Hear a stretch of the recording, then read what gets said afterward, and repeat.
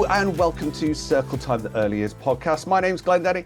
I'm really pleased with being able to introduce our guest on this edition of the podcast. It's getting to that season where lots of nurseries are thinking about doing lots of projects within the garden, lots of gardening and things like that. But let's face it, do we always have the skills and knowledge that we need? Well, I'm very lucky that today on the podcast, we have the Skinny Jean Gardener, aka the Blue Peter Gardener, aka Lee Connelly. Welcome to Circle Time. Hello, Glenn. It's lovely to be on here. I'm actually so excited to be on the podcast.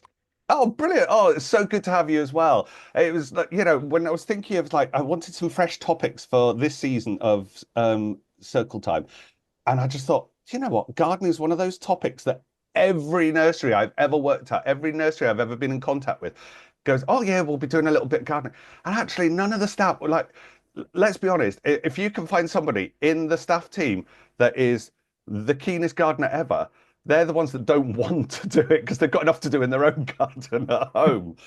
And I don't, it's I don't blame them as well, Glenn, because it's such a big pressure to be that one person that takes on the whole of the nursery's gardening duties. It's like, oh, you'll do it. Oh, you'll do it over there. Like that is a lot of pressure on one person's It shoulders. really is. It really is. I know one nursery I worked at, and we were really lucky. So we had a sort of woodland space, but we also had what we called the butterfly garden, which was kind of our gardening growing area.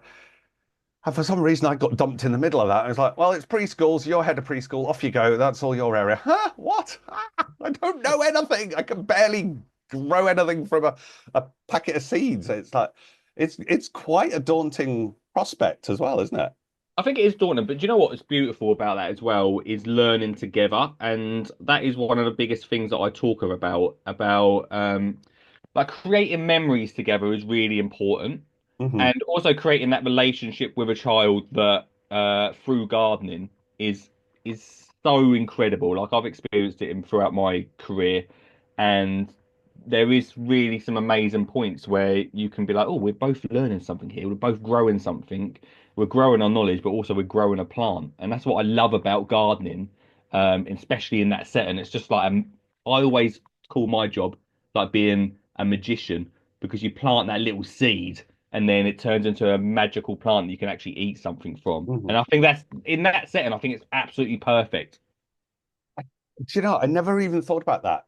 The way you described it there, it was you're growing together. Like, yes, you're physically growing a plant or a flower or vegetables or whatever it is, but also, yeah, you're growing in your knowledge with the child as well. That is a brilliant way of summing it up. I never really thought about it like that. Yeah, because obviously your excitement as well sort of comes across because I've been doing this now for my 13th year of this and talking about that tomato seed that I grew for the very first time 12 years ago.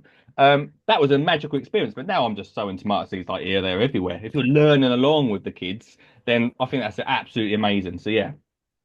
So I mean, you're making me think back to yesterday within my setting, and one of the children had an apple for his snack, but we encourage the children to chop up their own apple. We've got child-safe knives, and he was chopping up his apple, and he was like, "Look, I've got a seed." So I immediately, instinctive, I don't know, whatever it was. I took the seed and I said, "Oh, why don't we? Let's put it on some wet paper towel and let's see if we can germinate it, and we can see if it'll start to grow." But that was an instinctive thing. I don't know because I mean, my running joke on this is I've been in early years for about 100 years. Um, but instinctively, I just went, let's do that. So we did that together and we got the water sprayer out and we made the thing down. And it was like, he was just interested to know. And obviously I said, well, we're not going to get it today. We won't get it tomorrow. This is going to take a long time. But it was that bit. It was like I was sharing some excitement with him as well. So yeah, it's interesting. I think that's a really nice way of doing it as well, is especially through food. So one of my biggest, I have three different pillars of gardening with children, and it goes grow your own, wildlife, and fun. And grow your own is probably the number one way to get children gardening and getting their Mhm. hands messy. And not only that, you get that health side of it as well, because we know how hard sometimes it is to get children to eat healthy, right? And especially in these settings, this is the place where we're trying to educate children as much as we can that you need to eat healthy. And Mhm. so, especially in that apple situation, if we want to get children eating apples, showing them how it's grown and showing that this little seed inside this apple is going to turn into a tree eventually that we're going to get the apples from is an amazing way of doing that. Mhm. Um, and again, sticking to the apple seed is patience as well. One thing that we're not teaching enough of is that patient side of life. And gardening is never going to be fast. One thing that when I first started this whole career in children's gardening is people wanted stuff that was really quick to grow, Yeah, like radishes. And I mean, I still haven't met a child that likes radishes yet, but I'm still on the search. I don't like Yeah, them either. exactly right. They are really fast to grow, but no one cares about them. So, patience is that one thing that gardening can really teach because it does take time for things to grow, especially trees, but it does take time for plants to grow for you to actually be able to eat off of them. So I think that's such an important lesson that is built into gardening. Definitely. I mean, I've been in in settings before where, like you say, it's that fast approach to it, and the amount of times I've done cress heads Yeah. is outrageous, and I'm like, but they are fast growing, and they can see a product, and you can talk about that. I suppose there is a link to, the apple seed there, which is slow to develop and everything else, and you've got to nurture it and care for it. But then you've got the crest, which shows the process, but in a faster way. Are those two quite a good thing to kind of link together, do you think? I don't want to disagree with you. Do you know what? I think quest heads are fun, right? I just think that the actual process of slowly growing something has so many different parts to it, like the patience, but also like taking care of stuff. Things, if you want things to grow in life in the future, but Hmm. also within planting, you have to care for it and nurture it and take time with it. And I think, like anything in life, if anything's quick, it's very throwaway, and those lessons can be easily not not taught through it. So I do think, as much as I love Crested, I don't want to knock you too much, Glenn. No, If you go ahead. you go nuts. You go grow as many crescents as you want, right? But I do think that slow part of gardening has so many different aspects and lessons built into it, which I really hold on to tight. Not when I first started, I was all about being like fast and like, come on, let's get kids growing. But I do now, these 12, 13 years later, I think that actually we need to hold on to that part of the slow part of gardening. No, that's the thing. I do actually agree with you there. It's like, yeah, you get the fastness and that quick hit with the crest. But you're right about that. I mean, there is a movement within early years called slow pedagogy, which is all about slowing things down because we do live in a world that is after the next quick hit of something. And actually, are we just setting children up to kind of just rush at everything and not actually take anything in? Whereas slow pedagogy is about, as it says, it's about slowing things down. It's about taking time over things. And gardening really, it fits into that perfectly, doesn't it? Yeah, it really does. I mean, the only thing we really teach them through growing crest heads is getting kids ready for TikTok, really. That's about it, isn't it? No, it's way too early for TikTok. No. I just put my head in my hands, go, no, not TikTok. The amount of times you get one of the team coming in, I saw this great idea on TikTok. Oh, no. Oh, I love that. So, Yeah. oh no, go ahead, go ahead. I was going to say as well, it's the same with, like I say, my three different pillars I have is also wildlife, and exactly the same for Mhm. building wildlife areas in your garden. You can't expect wildlife to all of a sudden instantly be there just because you've built them a home. We've got hedgehog homes in our garden that Mhm. took about 2 to 3 years before hedgehogs even turned up. Yeah. So again, it's that patient side of it, which is so important to say, no, just because we've built a frog pond, a little tiny frog pond in the garden, doesn't mean instantly we're going to get frogs turn up. It's going to take time for them to really get to know the surroundings and actually feel like they can trust themselves in that space. Yeah, I was going to say it's that trust as well. I mean, I know from my own like experience at home. I mean, we're just in the middle of actually having our garden completely redone because we've just moved into our current home. So everything's been done. But one of the areas that I am bringing into it for myself is I want to have areas for wildlife. So I need something for my bees and my butterflies. And I'm an absolute hedgehog nut. I absolutely adore hedgehogs. And last couple of houses I've been in, we've had hedgehogs coming into the garden, and I have my wildlife camera out and have my I have Hogsville, as I call it, my little hedgehog village, and they're coming into that. And the fact I've been able to lift the lid on one of them and see a hedgehog fast asleep in there during the day, and I'm like, yes, I want to share this with the children. And I think you can if you've got areas where you can do that. I think it's brilliant. I mean, we encourage the children to be digging, and it's that bit. It's like, well, what else can we do in that space? Yeah, do you know what is also really important as well, Glenn, is by doing that at that really early stage of their life as well, is that they can take that home because a lot of parents don't do this at the weekends or in their home Hmm. setting. And so if children can be like almost the ones that bring that to them, like, oh, we did this today. Um, can we do some at home? That's really nice to be able to get that message out there as well, especially Hmm. around the environment and people caring about wildlife like hedgehogs. It's just not something for me. I'm like all over it. If I go and see my friends, they're not bothered about it, and I'm trying to like educate them and try and get them to do it. Do you know what I mean? Um, but I think for parents as well to be able to get that message is a nice way. It's a nice little route in there. It absolutely is. Yeah, definitely. I think as well, it's almost like a reversal of the roles. Like the child becomes the teacher for the parents, right? So we're kind of showing what we can do within our nursery environment. I know lots of nurseries as well, like kind of not TikTok. I'm going to other social medias, but we do. I mean, my nursery does a weekly Facebook post of here's the things that we've done this week, and it's a great way of sharing that with parents. We also have a Facebook group, a hub for parents where we can share information with them, which is great. So it's that partnership as well. That it's not just, well, we just do gardening at nursery and that's it, and then you go home and we don't do any. It's that bit. Well, you could do this at home as well. Yeah. So it's opening it up for everyone, isn't it? Yeah, and again, it goes straight back to what I said right at the start about creating memories, doesn't it? So if you're Mhm. creating memories back in nursery, then you can create them back at home with your parents. Then when these children are a lot older, in their teens, in their 20s, then you go, I remember when I first started getting my hands in the soil, and Mhm. then I actually took it back home, and when me and my parents spent amazing time with each other and my grown-ups, and I think that is an amazing thing as educators that we get to do. And I think the impact actually lasts for a very long time, probably further than we ever really think. Yeah, I mean, absolutely. I mean, going not necessarily gardening experience at nursery, but other experiences I've had in my time working in early years, that if you do something that really hooks a child in, it lasts through them. I mean, I'm still in contact with some of the children I looked after when I first started. I mean, they're in their 30s now.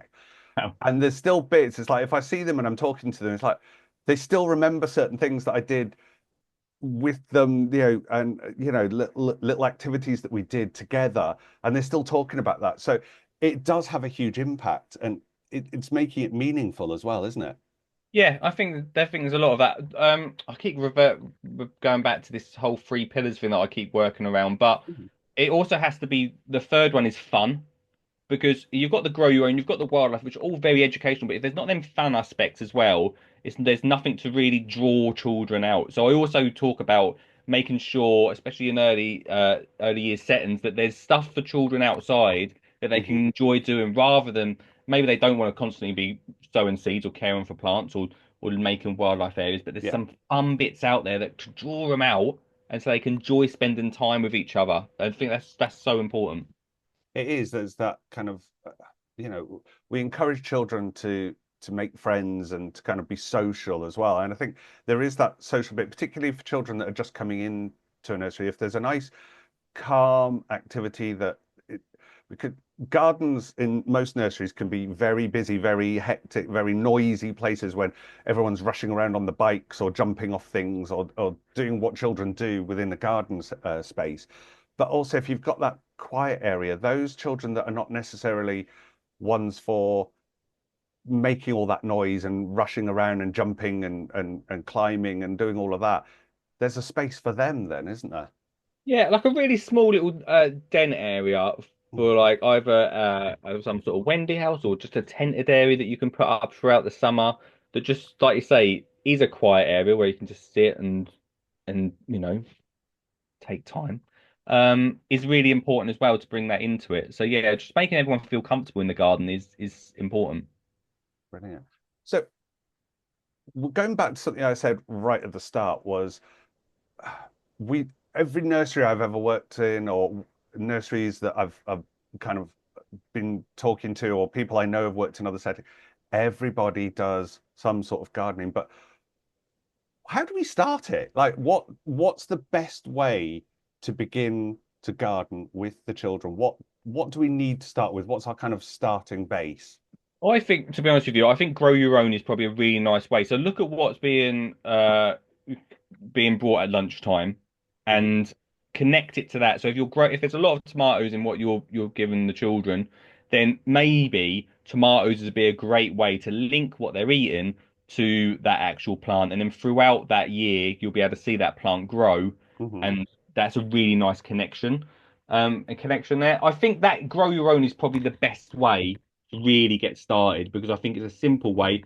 And I always say just don't do too much at once. If you're literally just starting, maybe with the first year, just grow 5 plants or just try growing 5 plants, or Hmm. maybe just get one packet of seeds and then go to the garden centre and buy a few plants that you've already grown and just care for them. So it's not so much pressure that you've got to get those seeds to germinate, Yeah. but you can still show how to care for plants because, even though a plant's already grown and you're just putting it in the ground, there's still a lot of care. There's still a lot of education that comes around Hmm. looking after that plant. So I think that's a really good way to get started. And then if we just tap into like wildlife, I think bird life is something that is really good that we can Hmm. start feeding into garden. Really simple for children to be able to see that as well, and quite nice, especially for that quiet time, to be able to see the bird life out the window come down from something that you may have made for them to come along. So I think keeping it simple to begin with is really essential Hmm. to get that success for both you as an educator and as also for the children,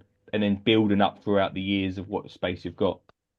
I think that's right. It's yeah, you were saying like keeping it simple. I think that that has to be a key element because, like you say, some educators, some practitioners, they they they fear failing the children or fear of failing just the whole project, if you like.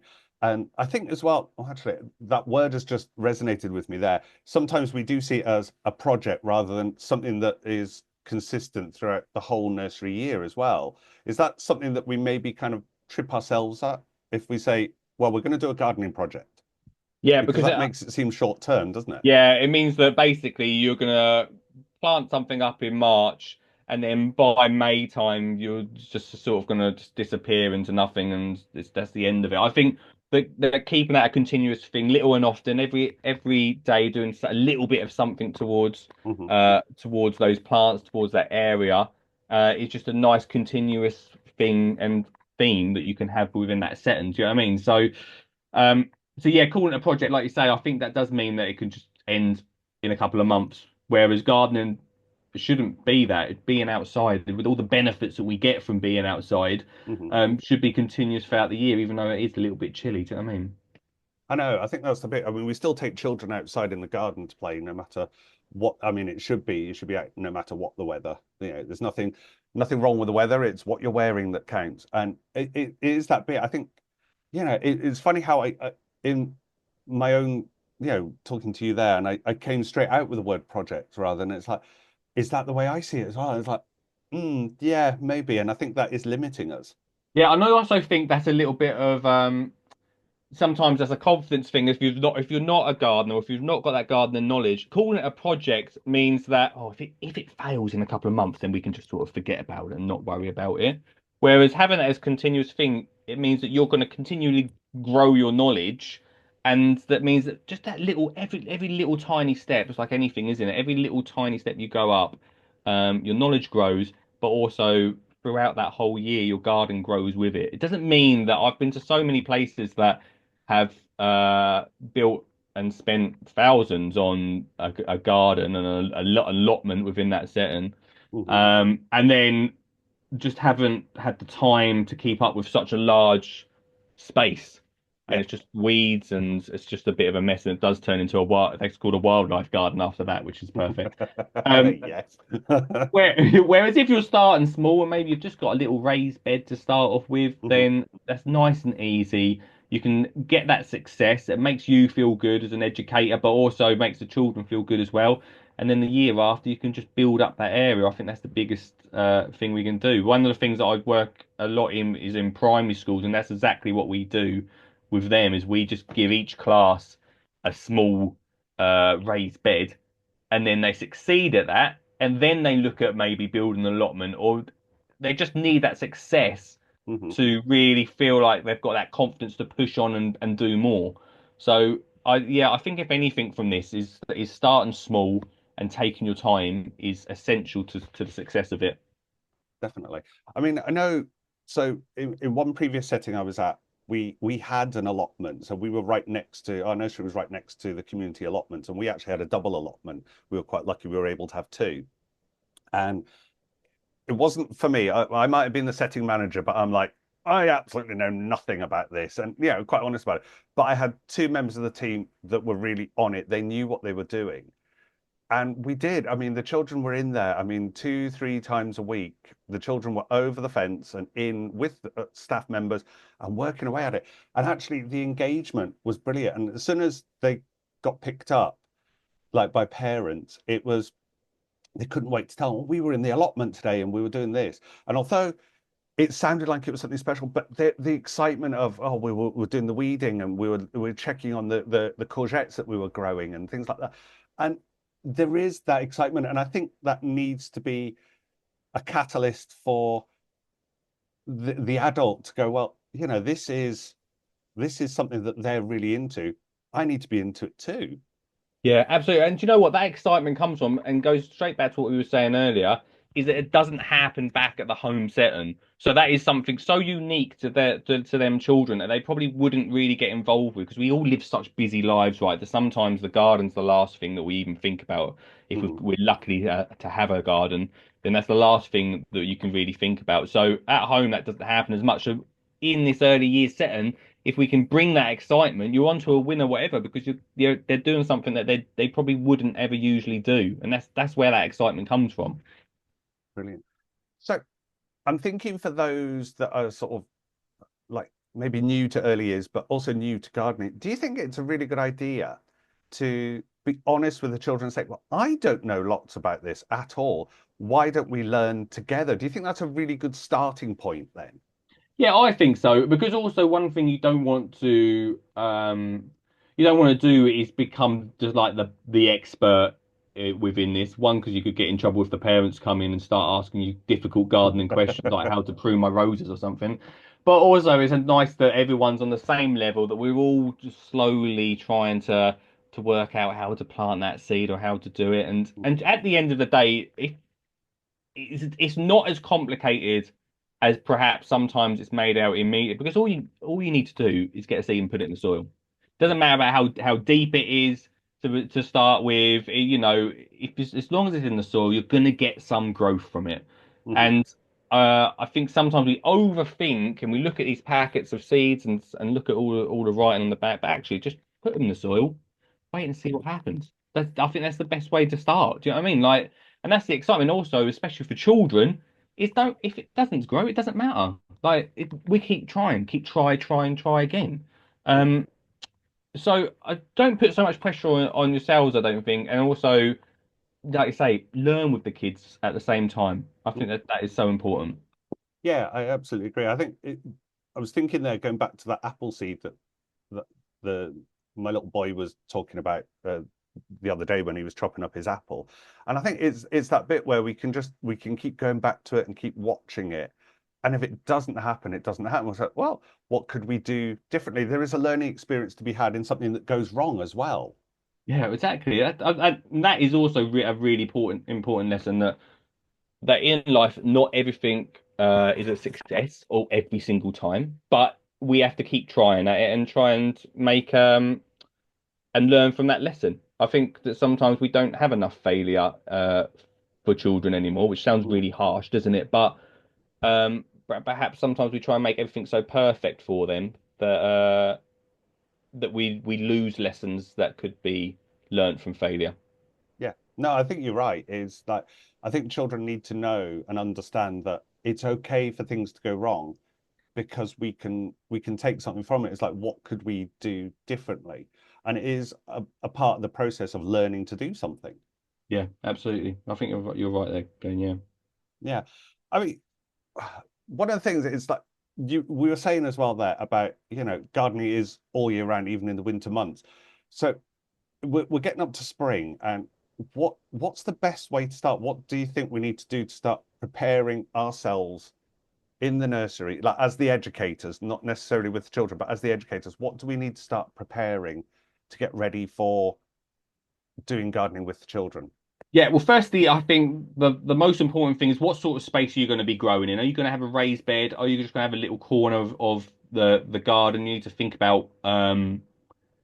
I personally always go for raised bed because it just puts a Mhm. little bit of protection around those plants from being walked on or trodden on, which happens, and Or the bikes riding across or the them? bikes, right? Yeah, of course, yeah. And look, that does happen, and I don't, sometimes that can look at that as a bit of a disaster, but actually, at least they're out there and they're getting amongst it, and I love that. But having a little raised bed, I think, is probably the most important thing. A little space that is a little bit protected, and then think about what you're going to be growing this year. Like I Mhm. say, maybe a couple of seed packets, um, or a seed types, and then a few plants as well, and then getting enough seeds for every child to be able to grow. Because I think it's important that everyone gets involved. Mhm. Like I say, there will be some failures, there will be some successes, but the best part is you'll have so many plants that you can still show the successes that actually are going to grow. Mhm. So it's about getting the seeds, and then at some point, I think it's important to then communicate with parents because you'll be so surprised how sometimes little that does happen, and there's parents with a shed full of seeds just sitting there Mhm. ready to be donated. Because the hardest thing, especially if you're trying to buy buy seeds for everyone, is quite expensive, right? Yeah. So if you can get seeds donated to you, then perfect. That means it's even easier for you. Um, and I'd start that way as we come into spring. I do think grow your own is important, especially at that time of year as we're getting into spring.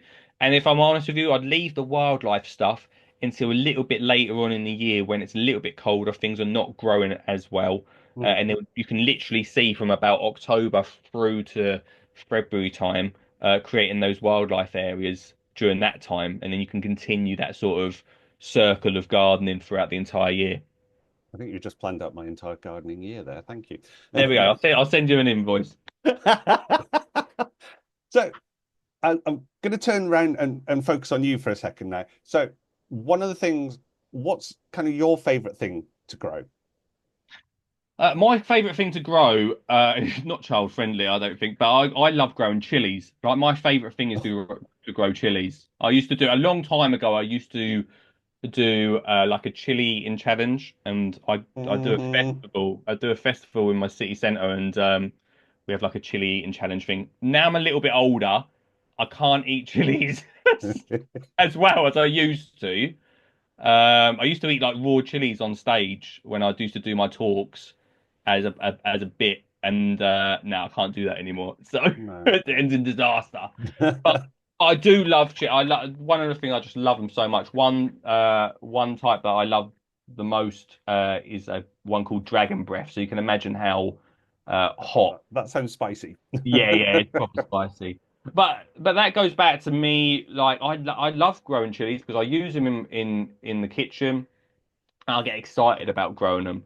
And if I try and revert that lesson back to children, they've got to be excited about growing that thing to care about it. Because Hmm. when I first started gardening, I grew loads and loads of onions, and I hate onions, and I didn't care about them, so they just ended up dying in the ground because I don't like who cares about them? I'm never going to use them. So same thing with children. They've got to care about that plant. They've got to care about what's going to come off the back of it because if they don't, then it is just going to sit there and die and dry up, and Hmm. no one's going to care about it. So, but yeah, chilies are my favorite thing to grow. Okay. That you just reminded me. There was a friend of mine. Her son decided to do that one day. We were sat in her office one day, and her son came in, and she had a chili plant on the windowsill, and he was like, "I'm going to eat that." So he broke it off the like took the chili off the plant and bit into it. And literally his face just, you could see it going from his neck up, it just turned bright red. And the two of us didn't help him because we were too busy laughing. Like Yeah, it was like, you muppet, what did you do that for? it's very brave. Yeah, Brave or love it. stupid, I'm not sure which one. Oh. Well, unfortunately, time has caught up with us. But Lee, thank you so much. Like I say, I've got my gardening year planned with the children now, which has been amazing. So thank you so, so much for that. No, like I say, I appreciate it, and yeah, go and make some good memories with it. Lee Connelly, thank you very much.